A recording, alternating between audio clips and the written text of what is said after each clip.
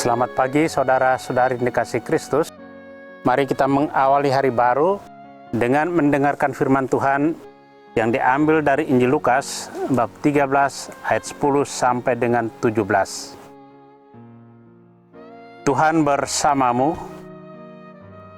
Inilah Injil suci menurut Santo Lukas. Pada suatu hari Sabat, Yesus mengajar dalam salah satu rumah ibadat. Di situ ada seorang wanita yang telah 18 tahun dirasuki roh. Ia sakit sampai bungkuk punggungnya dan tidak dapat berdiri lagi dengan tegak. Ketika Yesus melihat wanita itu, dipanggilnyalah dia. Lalu Yesus berkata, "Hai ibu, penyakitmu telah sembuh." Kemudian wanita itu ditumpanginya tangan, dan seketika itu juga ia berdiri tegak dan memuliakan Allah. Tetapi kepala rumah ibadat itu gusar karena Yesus menyembuhkan orang pada hari Sabat. Lalu ia berkata kepada orang banyak, "Ada 6 hari untuk bekerja. Karena itu, datanglah pada salah satu hari itu untuk disembuhkan dan jangan pada hari Sabat." Tetapi Tuhan menjawab dia, katanya, "Hai orang-orang munafik, bukankah kalian semua melepaskan lembu dan keledaimu pada hari Sabat dan membawanya ke tempat minum? Nah, wanita ini sudah 18 tahun diikat oleh iblis. Bukankah dia harus dilepaskan dari ikatan itu karena dia keturunan Abraham?" Waktu Yesus berbicara demikian, semua lawannya merasa malu, sedangkan orang banyak bersuka cita karena segala perkara mulia yang telah dilakukannya. Demikianlah sabda Tuhan. Saudara-saudari dikasihi Kristus, tema yang akan kita renungkan pada hari ini, cara pandang yang picik. Dalam Injil hari ini, Yesus tidak hanya menyembuhkan wanita yang sudah 18 tahun dirasuki roh. Ia juga mengubah cara pandang kepala rumah ibadat yang picik. Kepala rumah ibadat lebih menekankan aturan dan mengabaikan keselamatan sesamanya. Bagi Yesus, keselamatan wanita itu jauh lebih utama. Maka Yesus menyembuhkannya. Yesus juga mengubah cara pandang kepala rumah ibadat itu. Yesus menanggapi keberatannya dengan mengambil contoh praktek hewan yang dilepaskan pada hari Sabat untuk mencari makan.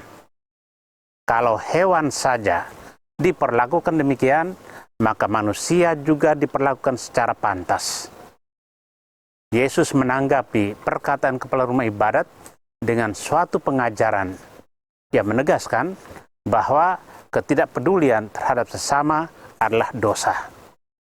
Yesus mengajar bahwa mereka yang dibelenggu oleh dosa, penyakit dan iblis haruslah ditolong. Menolong harus diletakkan di tempat pertama, di atas keinginan untuk memperoleh popularitas atau apapun yang sifatnya mengarah pada kepentingan diri sendiri.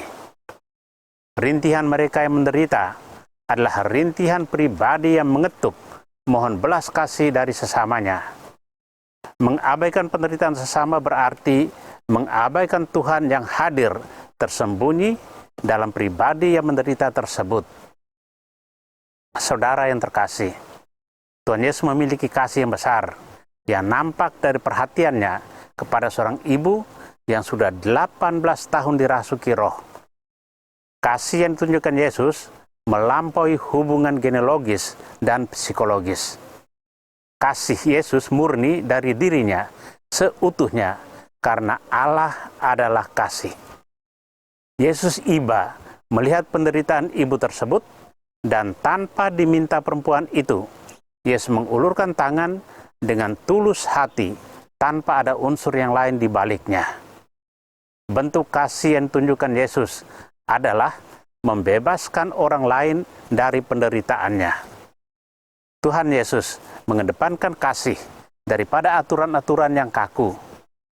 Kita seringkali tidak peka melihat penderitaan orang lain karena stok kasih di hati kita sangat minim. Bahkan kadang kita jengkel melihat orang lain berbuat kasih. Kalau kita masih pada level kepala rumah ibadat tadi, layakkah kita disebut sebagai pengikut Kristus yang adalah kasih? Amin. Marilah kita berdoa. Tuhan, pagi ini kembali kami naikkan syukur dalam doa dan permohonan. Terima kasih sudah menjaga kami saat tidur maupun bangun. Terima kasih untuk udara sejuk dan segar pagi ini. Tuhan, kami hendak beraktivitas, kami mohon tuntunan dan pemeliharaan-Mu.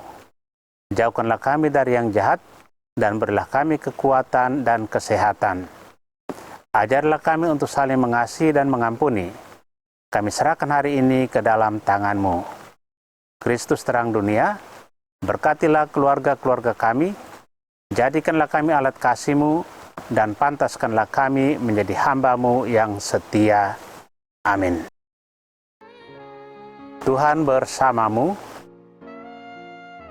Semoga keluarga kita, orang-orang yang kita kasih dan doakan, turut aktivitas kita hari ini dilindungi, dibimbing, dan diberkati oleh Allah yang Maha Kuasa, Bapa dan Putra dan Roh Kudus.